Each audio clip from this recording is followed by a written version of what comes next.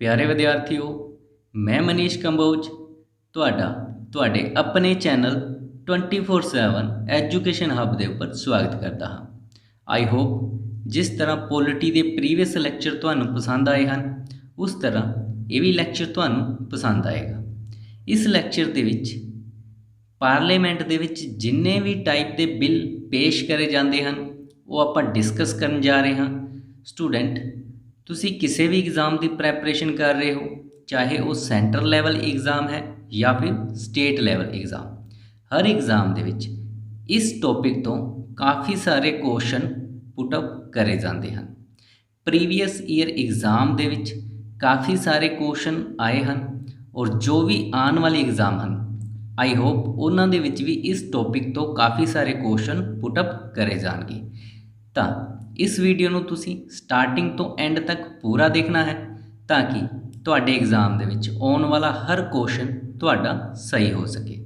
ਹਾਂਜੀ student, start ਕਰਦੇ ਹਾਂ ਆਪਾਂ ਆਪਣੇ ਅੱਜ ਦੇ ਲੈਕਚਰ ਨੂੰ, ਜਿਸ ਦਾ ਨਾਮ ਹੈ ਬਿੱਲ ਇਨ ਪਾਰਲੀਮੈਂਟ, ਜਾਂ ਫਿਰ ਆਪਾਂ ਬੋਲ ਸਕਦੇ ਹਾਂ ਸੰਸਦ ਦੇ ਬਿੱਲ। ਹਾਂਜੀ ਸਟੂਡੈਂਟ, ਬਹੁਤ ਸਾਰੇ ਸਟੂਡੈਂਟ ਦੇ ਵਿੱਚ ਕਨਫਿਊਜ਼ਨ ਹੁੰਦੀ ਹੈ ਕਿ ਬਿੱਲ ਕੀ ਹੁੰਦਾ ਹੈ, ਬਿੱਲ ਕਾਨੂੰਨ ਕਿੱਦਾਂ ਬਣਦਾ ਹੈ। ਹਾਂਜੀ ਸਟੂਡੈਂਟ, ਤਾਂ ਅੱਜ ਆਪਾਂ ਇਹ ਸਾਰੇ ਜਿੰਨੇ ਵੀ ਤੁਹਾਡੇ ਡਾਊਟ ਹਨ ਉਹ ਸਾਰੇ ਇਸ ਲੈਕਚਰ ਦੇ ਵਿੱਚ ਕਵਰ ਅਪ ਕਰਾਂਗੇ।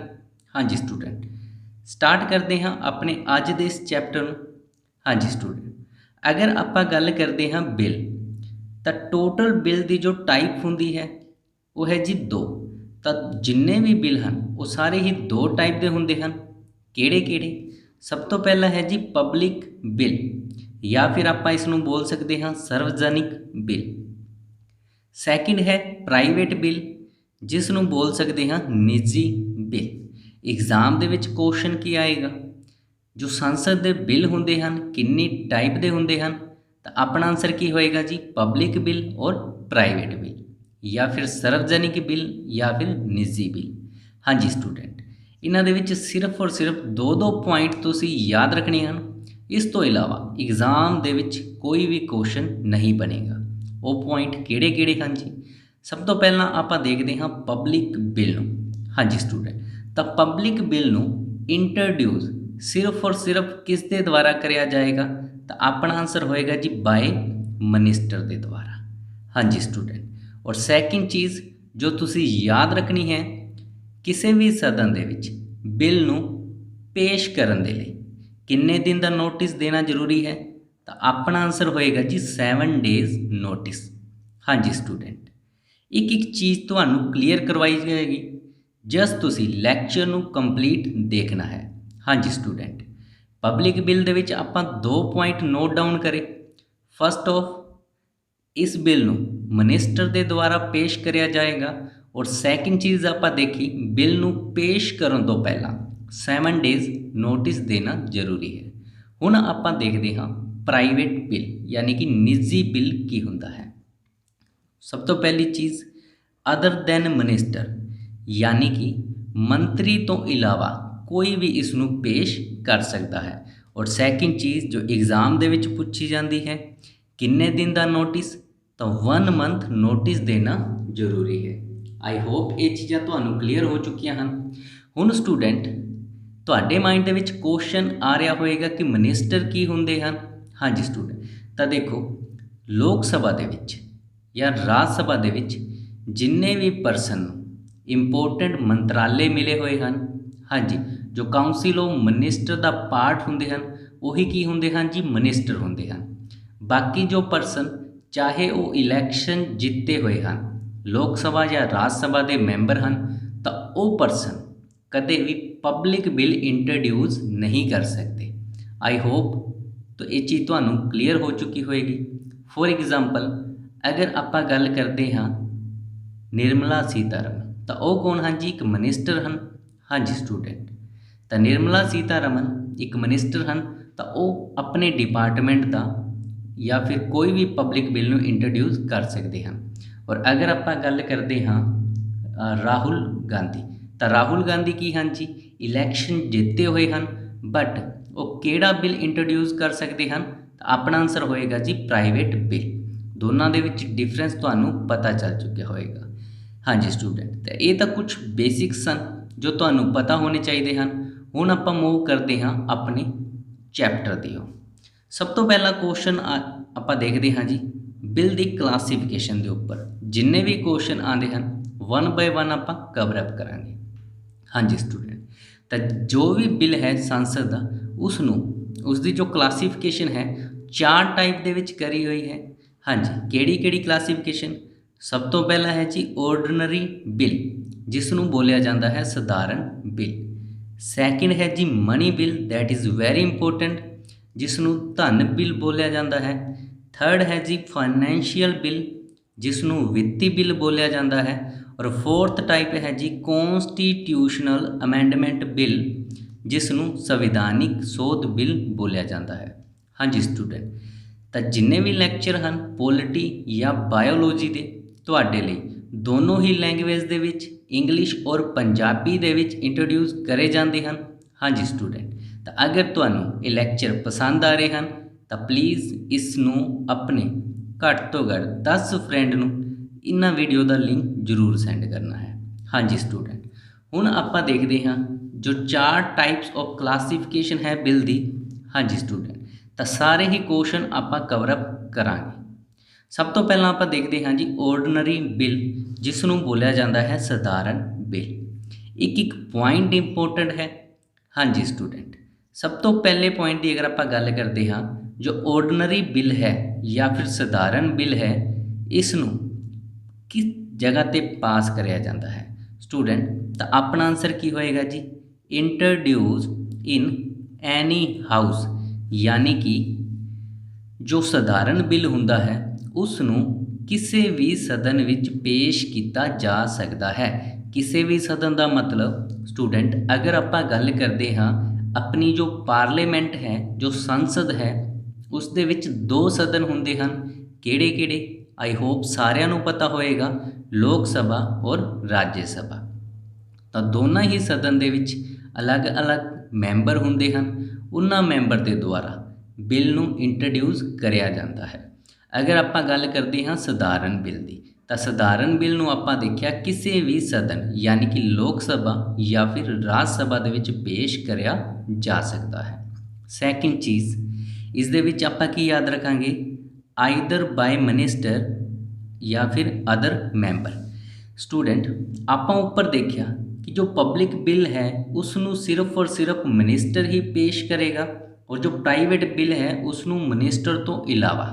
हाँ जी स्टूडेंट, बट अगर आप गल करते हाँ ऑर्डनरी बिल की सधारण बिल तो इसनूं मिनिस्टर भी पेश कर सकता है और जो मिनिस्टर नहीं है यानी कि जो मैंबर है वो भी इसनूं पेश कर सकता है। हाँ जी स्टूडेंट, इस तो बाद थर्ड पॉइंट बहुत ज़्यादा इंपॉर्टेंट है।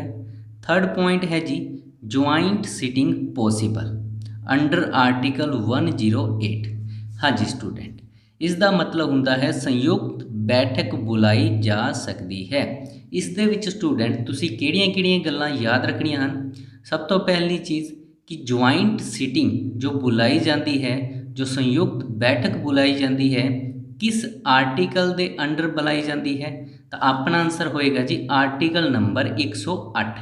प्रीवियस ईयर एग्जाम दे विच काफ़ी ज़्यादा बार पूछा जाने वाला क्वेश्चन कि ज्वाइंट सिटिंग नूं बुलाउण दे लई किहड़ा आर्टिकल यूज़ कराया जाता है? तो अपना आंसर होएगा जी आर्टिकल नंबर 108। हाँ जी स्टूडेंट, हुण अगर आपां देखते हाँ ज्वाइंट सिटिंग तो थोड़ा जिहा इस दे बारे आपां जानना पाते हैं। हाँ जी स्टूडेंट, तो ज्वाइंट सिटिंग की जरूरत कदों पैंदी है? हाँ जी स्टूडेंट, तो देखो हुंदा की है फॉर एग्जाम्पल कोई ऑर्डनरी बिल है उसनूं लोक सभा दे विच इंट्रोड्यूस कराया गया, लोक सभा दे विच उसनूं बहुमत दे नाल पास करके राज्य सभा दे विच भेजा गया। दैन अगर राज्य सभा उस बिल नूं पास नहीं करती और उस बिल नूं वापस लोक सभा दे कोल भेज दिंदी है, दैन लोक सभा उसनूं राज सभा और राज सभा फिर उसनूं लोक सभा। कहने का मतलब है कि कोई भी बिल अगर 6 मंथ तक दोनों हाउस दे विच पास नहीं हुंदा दैन किहड़ी कंडीशन बनती है? तो डेडलॉक दी। उस डेडलॉक की कंडीशन नूं खत्म करन दे लई प्रेजिडेंट की करेगा? अंडर आर्टिकल 108 ज्वाइंट सिटिंग बिठाएगा। यानी कि दोनों सदन ਨੂੰ ਇਕੱਠਾ ਬਿਠਾਏਗਾ। और ਅੱਜ तक इंडिया ਦੇ ਵਿੱਚ सिर्फ और सिर्फ 3 ਵਾਰ ਜੁਆਇੰਟ ਸਿਟਿੰਗ ਬੁਲਾਈ ਗਈ ਹੈ। आई होप ਇਹ ਸਾਰੀਆਂ ਚੀਜ਼ਾਂ ਤੁਹਾਨੂੰ ਕਲੀਅਰ ਹੋ ਚੁੱਕੀਆਂ ਹਨ। ਆਪਾਂ ਗੱਲ ਕਰਦੇ ਹਾਂ ਸੈਕਿੰਡ ਟਾਈਪ ਜੋ ਹੈ ਜੀ money bill, that is very very important. इस नूं बोलिया जाता है धन बिल। Article number 110। हाँ जी स्टूडेंट, जिन्ने भी आर्टिकल इंपोर्टेंट हैं मैं सिर्फ तुहानूं उही लिखवा रहा हाँ, अदरवाइज 395 आर्टिकल आपां याद नहीं कर रहे। हाँ जी स्टूडेंट, 2 आर्टिकल आपां देखे, एक आर्टिकल ज्वाइंट सिटिंग का 108 और दूसरा मनी बिल आर्टिकल नंबर 110। हाँ जी स्टूडेंट, इस दे विच जो चीज़ां तुसी याद रखनियां हन, सब तो पहली चीज़ इसनूं किस हाउस दे विच पेश कराया जाएगा, तो अपना आंसर होएगा जी इंट्रोड्यूस इन लोक सभा, यानी कि सिर्फ लोक सभा विच पेश किया जा सकता है। ऑर्डिनरी बिल दे विच आपां देखिया लोक सभा या फिर राज्य सभा किसी भी सदन दे विच पेश कराया जा सकता है। बट एग्जाम दे विच क्वेश्चन कित्थों आएगा, मनी बिल नूं किस हाउस दे विचों पेश कराया जाता है, तो अपना आंसर आएगा जी लोक सभा। आई होप ये चीज़ तुहानूं क्लीयर हो चुकी है। Second cheese only by minister, यानी कि सिर्फ और सिर्फ मंत्री द्वारा ही पेश कराया जाएगा। ये चीज़ तुहानूं मैं पहले भी क्लीयर कर चुकिया हाँ। मंत्री द्वारा पब्लिक बिल पेश कराया जाता है और मैंबर द्वारा प्राइवेट बिल। तो जो मनी बिल है ये भी सिर्फ और सिर्फ मंत्री द्वारा ही पेश कराया जाएगा। थर्ड और वेरी इंपॉर्टेंट चीज़ वो है जी प्रायर परमिशन टू प्रेजिडेंट। इसका मतलब स्टूडेंट की है कि मनी बिल नूं पेश करन तो पहला राष्ट्रपति की अगेत अनुमति की जरूरत पैंदी है। हाँ जी स्टूडेंट, देखो एक सिंपल जी चीज़ है, अगर तुसी कोई सधारण बिल पेश कर रहे हो तो तुहानूं प्रेजिडेंट नूं पुछण की जरूरत नहीं पेगी। तुसी अपनी मर्जी दे नाल उस बिल नूं पेश कर सकते हो। बट जदों गल आएगी मनी बिल की, तो इस दे विच किहड़ी कंडीशन हुंदी है कि मनी बिल नूं इंट्रोड्यूस करन तो पहला तुहानूं प्रेजिडेंट तो परमिशन लैनी पेगी। तो इसलिए क्वेश्चन की आएगा कि मनी बिल नूं इंट्रोड्यूस करन तो पहला प्रेजिडेंट की अगेत अनुमति या प्रायर परमिशन की जरूरत पैंदी है या नहीं। तो अपना आंसर की होएगा जी prior permission to compulsory. Okay हाँ जी, इस तो बाद next that is very important, Rajya Sabha can't amend or reject the bill within 14 days. इसका मतलब स्टूडेंट की है एग्जाम दे विच अक्सर ही इस लाइन तो क्वेश्चन पूछे जाते हैं। हाँ जी स्टूडेंट, गल हो रही है मनी बिल की अंडर आर्टिकल 110। तो इस दे विच की है जी आपां देखिया इस बिल नूं सिर्फ और सिर्फ लोक सभा दे विच ही पेश कराया जा सकता है। सैकेंड बिल का मतलब मैं तुहानूं दस्सिया लोक सभा तो कित्थे जाएगा, राज सभा दे विच।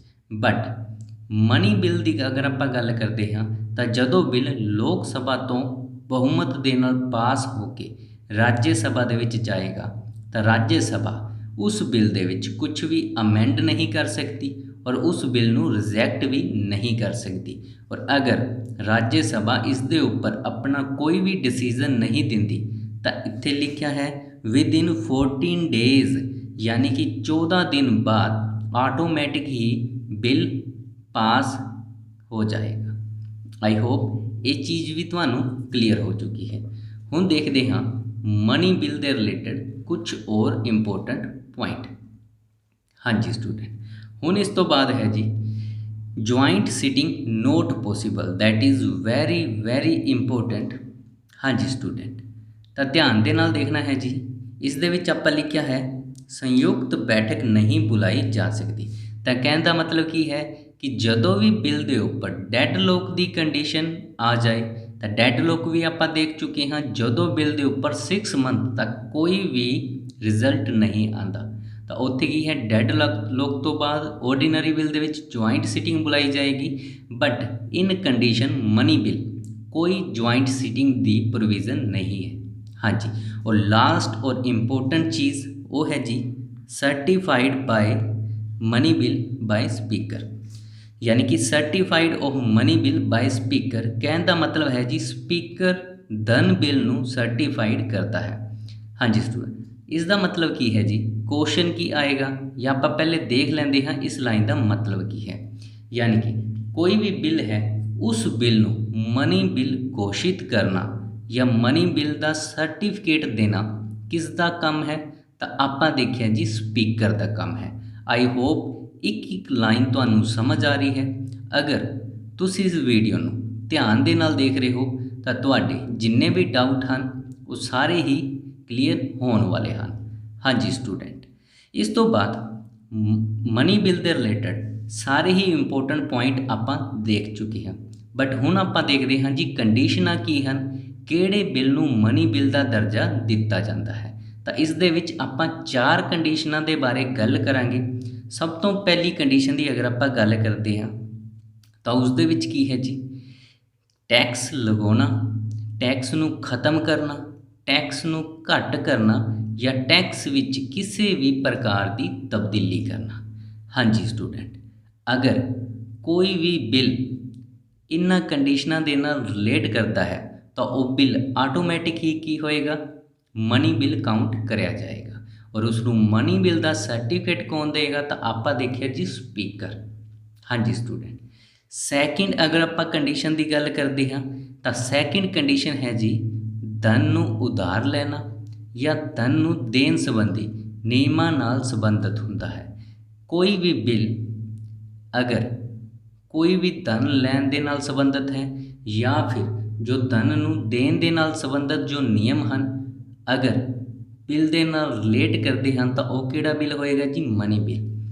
Third that is very important, यह है जी संचित निधि या जिसनों बोलिया जाता है कंसोलीडेटेड फंड। हाँ जी स्टूडेंट, संचित निधि विच कुछ धन पाना या फिर कढ़ना। हाँ जी स्टूडेंट, तो देखो अगर आप गल करते हाँ इंडिया का जो काफ़ी सारा पैसा है वो कित्थे जमा होंदा है, तो वह होंदा है जी संचित निधि फंड दे विच। हाँ जी स्टूडेंट, तो उस फंड दे विचों बहुत सारिया गवर्नमेंट जो बोल सकते हैं आप सुप्रीम कोर्ट हाई कोर्ट के जजस होंदे हैं, UPSC के चेयरमैन होंदे हैं, उन्हां दी जो सैलरी होंदी है वो कित्थों ली जाती और कित्थों निकाली जाती है, तो अपना आंसर होएगा जी संचित निधि तो, यानी कि कंसोलीडेटेड फंड तो। हाँ जी स्टूडेंट, तो इस फंड दे विच जदों भी कुछ पैसा निकालना है या फिर कुछ पैसा ऐड करना है तो इस बिल नू किहड़े बिल दे नाल करिया जाएगा, तो अपना आंसर होएगा जी मनी बिल। और लास्ट चीज़ पॉइंट नंबर 4 दे विच की है जी, कोई भी अजिहा बिल जिस विच धन नाल संबंधित विषय होन यानी कि धन नाल संबंधित सबजैक्ट होन वो किहड़ा बिल काउंट कराया जाएगा, तो अपना आंसर होएगा जी मनी बिल। आई होप ये चीज़ां तुहानूं क्लीयर हो चुकियां हैं। हाँ जी स्टूडेंट, इस तो इलावा एग्जामिनर कोई भी क्वेश्चन पुटअप नहीं करेगा।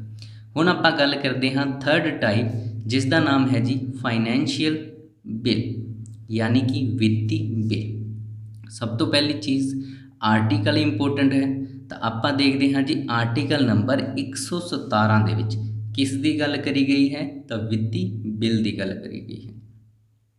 3 आर्टिकल आप देखिए, joint sitting article number 108, money bill article number 110 और फाइनैंशियल बिल आर्टिकल नंबर 117। हाँ जी स्टूडेंट, हुण फाइनैंशियल बिल या वित्ती बिल की हुंदा है, तो अपना आंसर होएगा जी डील विद फिजिकल मैटर यानी कि रिवेन्यू एंड एक्सपेंडिचर। हाँ जी स्टूडेंट, रिवेन्यू और एक्सपेंडिचर का मतलब की हुंदा है कि कितना पैसा आ रहा है अते कितना पैसा जा रहा है। फिजिकल ईयर की गल करते हाँ तो जो एक फाइनैंशियल ईयर होंदा है उस दे विच जो रिवेन्यू होएगा यानी कि कितना पैसा आया और जो एक्सपेंडिचर होएगा कितना पैसा गया। हाँ जी स्टूडेंट, तो ये सारा किस दे नाल डील करेगा, फाइनैंशियल बिल दे नाल। हाँ जी स्टूडेंट, हुण इस दे विच आपां मैटर देखते हाँ कि किहड़े-किहड़े मैटर हैं, किन्ना तो पता लगेगा कि फाइनैंशियल बिल है। सब तो पहली चीज़ आर्टिकल नंबर 110 दे जिन्ने भी मैटर हैं यानी कि जो मनी बिल दे मैटर होंदे हैं प्लस कुछ जर्नल मैटर, इन्हां नूं की बोलिया जाता है, मिला के फाइनैंशियल बिल बोलिया जाता है। यानी कि जिन्ने भी आर्टिकल नंबर 110 के मैटर हैं प्लस जर्नल मैटर, दोनों नूं मिला के किहड़ा बिल बनता है, फाइनैंशियल बिल बनता है। हुण इस दे विच जो इंपोर्टेंट चीज़ां तुसीं याद रखनियां हैं वो की है जी। हाँ जी स्टूडेंट, सब तो पहली चीज़ ज्वाइंट सिटिंग इज़ पॉसिबल, इसका मतलब है जी संयुक्त बैठक बुलाई जा सकती है। सैकेंड चीज़ इंट्रोड्यूस इन लोक सभा, ये सिर्फ और सिर्फ कित्थे इंट्रोड्यूस होएगा तो लोक सभा दे विच। और थर्ड चीज़ की है जी प्रायर परमिशन टू प्रेजिडेंट, यानी कि राष्ट्रपति की अगेत परमिशन की जरूरत पएगी।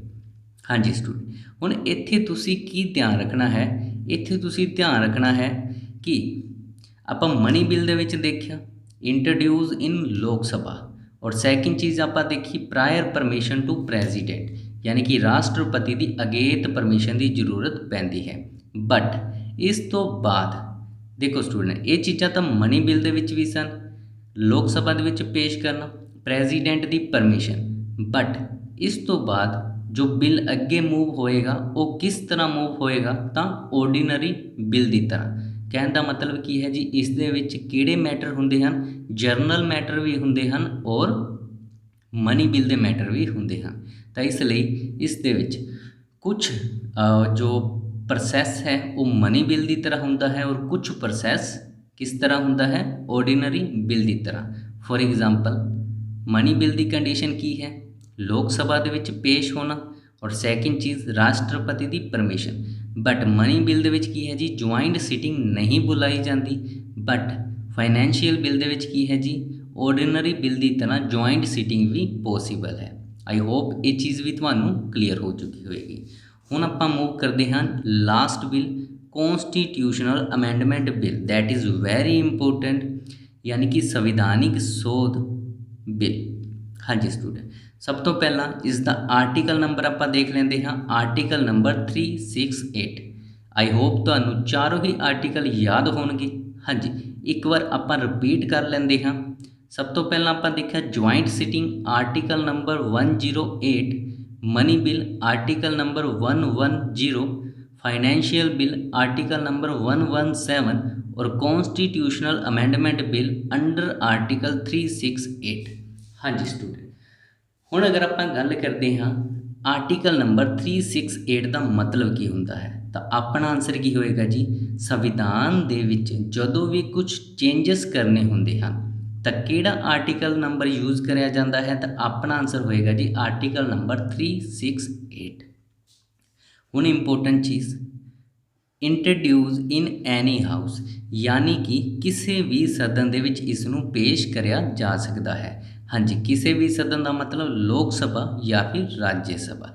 ये चीज़ां तुसीं याद रखनियां हन, क्योंकि एग्जाम दे विच इत्थों ही क्वेश्चन पुट करे जाते हैं, तो कुछ स्टूडेंट कन्फ्यूज हो जाते हैं कि किहड़ा बिल किहड़े सदन दे विच पेश कराया जाता है। तो आप एक बार रीकॉल कर लेंगे हाँ, ordinary bill introduce any house, money bill introduce इन लोक सभा, फाइनेंशियल बिल इंट्रोड्यूस इन लोक सभा and constitutional amendment bill introduce any house, यानी कि फर्स्ट और fourth introduce in any house Lok Sabha and Rajya Sabha, और सेकंड और थर्ड आप देखें ओनली फॉर लोकसभा। हाँ जी स्टूडेंट, हुण एक चीज़ तुसीं और याद रखनी है, कॉन्स्टिट्यूशनल अमेंडमेंट बिल नूं पास करन दे लई किहड़ी मेजोरिटी की जरूरत होंदी है, तो अपना आंसर होएगा जी एब्सल्यूट मेजोरिटी, यानी कि पूर्ण बहुमत की जरूरत पएगी। हाँ जी स्टूडेंट, हुण एक क्वेश्चन तुहाडे लई इंपोर्टेंट बन जाता है, बाकी जिन्ने भी बिल हैं for example ordinary bill, money bill और फाइनैंशियल बिल, इन्हों पास करन दे लई किहड़ा बहुमत जरूरी है, तो अपना आंसर होएगा जी सिंपल मेजोरिटी या फिर साधारण बहुमत। बट कॉन्स्टिट्यूशनल अमेंडमेंट बिल नूं पास करन दे लई किहड़ा बहुमत जरूरी है, तो आप देखिया जी एब्सल्यूट मेजोरिटी, यानी कि पूर्ण बहुमत। इस तो बाद अगर आप नैक्सट गल करते हाँ, दैट इज़ वैरी इंपोर्टेंट, ये लाइन तुसीं याद रखनी है। हाँ जी student, 24th Amendment Act 1971 made it binding on the President to sign a constitutional amendment bill। ਇਸ ਦਾ ਮਤਲਬ ਕੀ ਹੈ ਸਟੂਡੈਂਟ, 1971 ਤੋਂ ਪਹਿਲੇ ਕੀ ਹੁੰਦਾ ਸੀ ਕਿ ਜਦੋਂ ਵੀ ਕੌਂਸਟੀਟਿਊਸ਼ਨਲ ਅਮੈਂਡਮੈਂਟ ਬਿੱਲ ਪਾਸ ਕਰਿਆ ਜਾਂਦਾ ਸੀ, ਹਾਂਜੀ ਸਟੂਡੈਂਟ, ਤਾਂ ਰਾਸ਼ਟਰਪਤੀ ਉਸ ਬਿੱਲ ਨੂੰ ਵਾਪਿਸ ਦੁਬਾਰਾ ਭੇਜ ਸਕਦਾ ਸੀ। ਬਟ 24th ਨੰਬਰ ਸੰਵਿਧਾਨਿਕ ਸੋਧ ਜੋ 1971 ਦੇ ਵਿੱਚ ਹੋਈ, ਇਸ ਦੇ ਵਿੱਚ ਪ੍ਰੈਜ਼ੀਡੈਂਟ ਕੀ ਹੈ ਜੀ, ਬਾਉਂਡ ਕਰ ਦਿੱਤਾ ਗਿਆ ਬਿੱਲ ਨੂੰ ਸਾਈਨ ਕਰਨ ਦੇ ਲਈ। ਇਹ ਚੀਜ਼ ਤੁਹਾਨੂੰ ਆਪਾਂ ਕਲੀਅਰ ਕਰਨ ਦੇ ਲਈ ਮੈਂ ਇੱਕ ਐਗਜ਼ਾਮਪਲ ਰੱਖੀ ਹੈ। ਦੇਖੋ ਸਟੂਡੈਂਟ, ਅਗਰ ਆਪਾਂ ਗੱਲ ਕਰਦੇ ਹਾਂ ਰਾਸ਼ਟਰਪਤੀ ਦੀ, ਤਾਂ ਰਾਸ਼ਟਰਪਤੀ ਦੇ ਕੋਲ ਆਪਣੀ ਪਾਵਰ ਦੇ ਵਿੱਚ 3 ਵਿਟੋ ਸ਼ਕਤੀਆਂ ਹੁੰਦੀਆਂ ਹਨ। ਕਿਹੜੀਆਂ?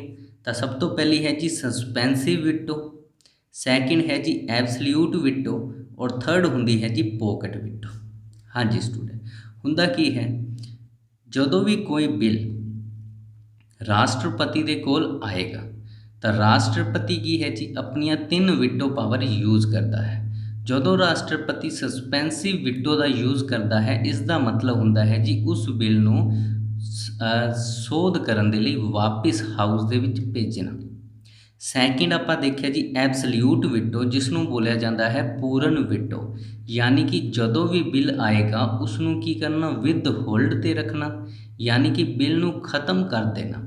ਤਾਂ ਰਾਸ਼ਟਰਪਤੀ ਦੁਆਰਾ ਬਿੱਲ ਨੂੰ ਖਤਮ ਕਰਨ ਦੇ ਲਈ ਕਿਹੜੀ ਵਿਟੋ ਦਾ ਯੂਜ਼ ਕਰਿਆ ਜਾਂਦਾ ਹੈ? ਐਗਜ਼ਾਮ ਦੇ ਵਿੱਚ ਅਕਸਰ ਇਹ ਕੁਐਸਚਨ ਪੁੱਛਿਆ ਜਾਂਦਾ ਹੈ, ਤਾਂ ਆਪਣਾ ਆਨਸਰ ਹੋਏਗਾ ਜੀ ਐਬਸਲਿਊਟ ਵਿਟੋ। ਔਰ ਸਭ ਤੋਂ ਲਾਸਟ ਹੈ ਜੀ ਪੋਕਟ ਵਿਟੋ, ਜਿਸ ਨੂੰ ਬੋਲਿਆ ਜਾਂਦਾ ਹੈ ਜੇਬੀ ਵਿਟੋ। ਹਾਂਜੀ ਸਟੂਡੈਂਟ, ਇਸ ਦਾ ਮਤਲਬ ਹੁੰਦਾ ਹੈ ਜੀ ਜਦੋਂ ਵੀ ਬਿੱਲ ਆਏਗਾ ਉਸ ਬਿੱਲ ਨੂੰ ਆਪਣੇ ਕੋਲ ਰੱਖਣਾ ਅਨਲਿਮਟਿਡ ਟਾਈਮ ਦੇ ਲਈ। ਔਰ ਇੱਕ ਕੁਐਸਚਨ ਔਰ ਐਗਜ਼ਾਮ ਦੇ ਵਿੱਚ ਅਕਸਰ ਪੁੱਛਿਆ ਜਾਂਦਾ ਹੈ ਕਿ ਪੋਕਟ ਵਿਟੋ ਦਾ ਸਭ ਤੋਂ ਪਹਿਲੀ ਵਾਰ ਯੂਜ਼ ਕਿਸ ਨੇ ਕਰਿਆ? ਤਾਂ ਆਪਣਾ ਆਨਸਰ ਹੋਏਗਾ ਜੀ ਗਿਆਨੀ ਜੈਲ ਸਿੰਘ ਨੇ। ਹਾਂਜੀ, ਔਰ ਕਦੋਂ ਯੂਜ਼ ਕਰਿਆ? 1986 ਦੇ ਵਿੱਚ। ਤਾਂ ਰਾਜੀਵ ਗਾਂਧੀ ਦੇ ਦੁਆਰਾ ਇੱਕ ਬਿੱਲ ਪ੍ਰੈਜ਼ੀਡੈਂਟ ਦੇ ਕੋਲ ਭੇਜਿਆ ਗਿਆ, ਔਰ ਉਸ ਟਾਈਮ ਪ੍ਰੈਜ਼ੀਡੈਂਟ ਸਨ ਗਿਆਨੀ ਜੈਲ ਸਿੰਘ, ਔਰ 1986 ਦੇ ਵਿੱਚ ਉਹਨਾਂ ਨੇ ਪਹਿਲੀ ਵਾਰ ਪੋਕਟ ਵਿਟੋ ਦਾ ਯੂਜ਼ ਕਰਿਆ। ਹਾਂਜੀ ਸਟੂਡੈਂਟ, ਇਸ ਤੋਂ ਬਾਅਦ ਅਗਰ ਆਪਾਂ ਨੈਕਸਟ ਗੱਲ ਕਰਦੇ ਹਾਂ ਤਾਂ ਇੱਕ ਇੰਪੋਰਟੈਂਟ ਪੁਆਇੰਟ ਜੋ ਤੁਹਾਡੇ ਲਈ ਇੰਪੋਰਟੈਂਟ ਹੈ ਉਹ ਹੈ ਜੀ ਬਜਟ ਦੇ ਰਿਲੇਟਡ ਕੁਝ ਇੰਪੋਰਟੈਂਟ ਪੁਆਇੰਟ ਜੋ ਤੁਸੀਂ ਯਾਦ ਰੱਖਣੇ ਹਨ। ਹਾਂਜੀ ਸਟੂਡੈਂਟ, ਜੋ ਅਕਸਰ ਹੀ ਐਗਜ਼ਾਮ ਦੇ ਵਿੱਚ ਪੁੱਛੇ ਜਾਂਦੇ ਹਨ। ਸਭ ਤੋਂ ਪਹਿਲੀ ਚੀਜ਼, ਜੋ ਬਜਟ ਹੈ ਕਿਸ ਆਰਟੀਕਲ ਦੇ ਵਿੱਚ ਦਿੱਤਾ ਗਿਆ ਹੈ? ਤਾਂ ਆਪਣਾ ਆਨਸਰ ਹੋਏਗਾ ਜੀ ਆਰਟੀਕਲ ਨੰਬਰ 112। ਸੈਕਿੰਡ ਚੀਜ਼, ਆਪਣੇ ਸੰਵਿਧਾਨ ਦੇ ਵਿੱਚ ਬਜਟ ਨਾਮ ਦਾ ਕੋਈ ਵੀ ਵਰਡ ਯੂਜ਼ ਨਹੀਂ ਕਰਿਆ ਗਿਆ ਹੈ। ਤਾਂ ਬਜਟ ਦੀ ਜਗ੍ਹਾ ਤੇ ਕਿਹੜਾ ਵਰਡ ਯੂਜ਼ ਕਰਿਆ ਜਾਂਦਾ ਹੈ? ਤਾਂ ਆਪਣਾ ਆਨਸਰ ਆਏਗਾ ਜੀ ਐਨੂਅਲ ਫਾਈਨੈਂਸ਼ੀਅਲ ਸਟੇਟਮੈਂਟ ਜਾਂ ਫਿਰ ਸਾਲਾਨਾ ਵਿੱਤੀ ਸਟੇਟਮੈਂਟ। ਉਸ ਤੋਂ ਬਾਅਦ ਆਪਣਾ ਜੋ ਫਿਜ਼ੀਕਲ ਈਅਰ ਹੁੰਦਾ ਹੈ, ਜੋ ਫਾਈਨੈਂਸ਼ੀਅਲ ਈਅਰ ਹੁੰਦਾ ਹੈ, ਸਾਰਿਆਂ ਨੂੰ ਪਤਾ ਹੋਏਗਾ 1 ਅਪ੍ਰੈਲ ਤੋਂ 31 ਮਾਰਚ ਤੱਕ। ਹਾਂਜੀ ਸਟੂਡੈਂਟ, ਇਸ ਦੇ ਵਿੱਚ ਗਵਰਨਮੈਂਟ ਦਾ ਜਿੰਨਾ ਵੀ ਰਿਸਿਪਟ ਹੁੰਦਾ ਹੈ ਔਰ ਜਿੰਨੇ ਵੀ ਐਕਸਪੈਂਡੀਚਰ ਹਨ, ਯਾਨੀ ਕਿ ਜਿੰਨੀ ਵੀ ਇਨਕਮ ਹੁੰਦੀ ਹੈ ਔਰ ਜਿੰਨੇ ਵੀ ਐਕਸਪੈਂਡੀਚਰ ਹੁੰਦੇ ਹਨ ਉਹ ਸ਼ੋਅ ਕਰੇ ਜਾਂਦੇ ਹਨ। ਹੁਣ ਉਸ ਤੋਂ ਬਾਅਦ ਜੋ ਇੰਪੋਰਟੈਂਟ ਚੀਜ਼ ਹੈ ਐਗਜ਼ਾਮ ਦੇ ਪੁਆਇੰਟ ਆਫ ਵਿਊ ਤੋਂ, ਦੇਖੋ ਸਟੂਡੈਂਟ 1921 ਨੂੰ ਕੀ ਹੋਇਆ? ਇੱਕ ਕਮੇਟੀ ਸੀ ਜਿਸ ਦਾ ਨਾਮ ਸੀ ਐਕਵਰਥ ਕਮੇਟੀ। ਹਾਂਜੀ ਸਟੂਡੈਂਟ, ਇਸ ਨੇ ਕੀ ਕਰਿਆ? ਇੰਡੀਆ ਦੇ ਬਜਟ ਨੂੰ 2 ਪਾਰਟ ਦੇ ਵਿੱਚ ਸੈਪਰੇਟ ਕਰਿਆ। ਕਿਹੜੇ ਪਾਰਟ? ਰੇਲਵੇ ਦੇ ਵਿੱਚ ਔਰ ਜਰਨਲ ਦੇ ਵਿੱਚ। ਤਾਂ ਕੁਐਸਚਨ ਕੀ ਆਏਗਾ, ਜੋ ਇੰਡੀਅਨ ਬਜਟ ਸੀ ਕਿਸ ਈਅਰ ਦੇ ਵਿੱਚ 2 ਪਾਰਟ ਦੇ ਵਿੱਚ ਡਿਵਾਈਡ ਕਰਿਆ ਗਿਆ? ਰੇਲਵੇ ਬਜਟ ਔਰ ਜਰਨਲ ਬਜਟ ਦੇ ਵਿੱਚ। ਤਾਂ ਆਪਣਾ ਆਨਸਰ ਹੋਏਗਾ ਜੀ 1921 ਦੇ ਵਿੱਚ। ਕਿਹੜੀ ਕਮੇਟੀ ਦੀ ਰਿਕਮੈਂਡੇਸ਼ਨ ਤੇ? ਤਾਂ ਆਪਣਾ ਆਨਸਰ ਹੋਏਗਾ ਜੀ ਐਕਵਰਥ ਕਮੇਟੀ। ਹੁਣ ਕੁਐਸਚਨ ਕਿਹੜਾ ਇੰਪੋਰਟੈਂਟ ਬਣੇਗਾ ਕਿ ਬਜਟ ਨੂੰ ਦੁਬਾਰਾ ਜੁਆਇੰਟ ਕਦੋਂ ਕਰਿਆ ਗਿਆ? ਤਾਂ ਆਪਣਾ ਆਨਸਰ ਕੀ ਹੋਏਗਾ ਜੀ 2017 ਦੇ ਵਿੱਚ। ਕੰਬਾਈਨ ਬੋਥ ਬਜਟ, ਔਰ ਕਿਸ ਦੇ ਦੁਆਰਾ? ਤਾਂ ਨਰਿੰਦਰ ਮੋਦੀ ਦੇ ਦੁਆਰਾ। ਆਈ ਹੋਪ ਅੱਜ ਦਾ ਲੈਕਚਰ ਤੁਹਾਨੂੰ ਪਸੰਦ ਆਇਆ ਹੋਵੇਗਾ। ਇਸ ਵੀਡੀਓ ਨੂੰ ਤੁਸੀਂ ਵੱਧ ਤੋਂ ਵੱਧ ਸ਼ੇਅਰ ਕਰਨਾ ਹੈ, ਔਰ ਜੋ ਵੀ ਫਰੈਂਡਸ ਸਾਡੇ ਨਾਲ ਅੱਜ ਜੁੜੇ ਹਨ ਉਹ ਸਾਡੇ ਚੈਨਲ ਨੂੰ ਸਬਸਕ੍ਰਾਈਬ ਕਰ ਸਕਦੇ ਹਨ, ਔਰ ਮੇਰੀ ਨੋਟੀਫਿਕੇਸ਼ਨ ਵੀਡੀਓ ਦੀ ਤੁਹਾਨੂੰ ਸਭ ਤੋਂ ਪਹਿਲਾਂ ਮਿਲੇ ਤਾਂ ਤੁਸੀਂ ਬੈਲ ਆਈਕਨ ਨੂੰ ਵੀ ਪ੍ਰੈਸ ਜ਼ਰੂਰ ਕਰਨਾ ਹੈ।